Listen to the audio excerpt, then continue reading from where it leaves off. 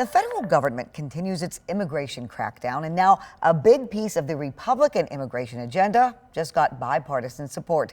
But does that mean they are all rather in agreement with President Donald Trump's approach? 13 on your side political reporter Josh Albert has heard from a Democratic congresswoman from our area who supported that bill. To find out, Josh. And Juliet, Congresswoman Hillary Scholten did vote for the Laken-Riley Act, a big priority within the Republican Party, signed into law by President Trump.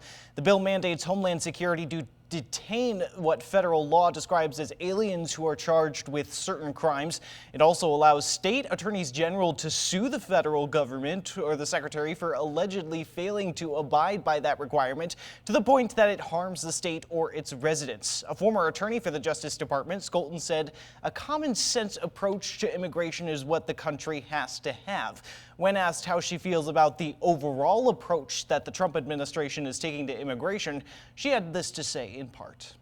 I know how important it is that we have fair, efficient, and strong enforcement, but it has to be comprehensive in order for it to work, and it has to abide by the rule of law and respect the human dignity of all individuals. We can do all of the above and have an immigration system that brings us into the 21st century without terrorizing our communities, and that's what I'm going to continue fighting for.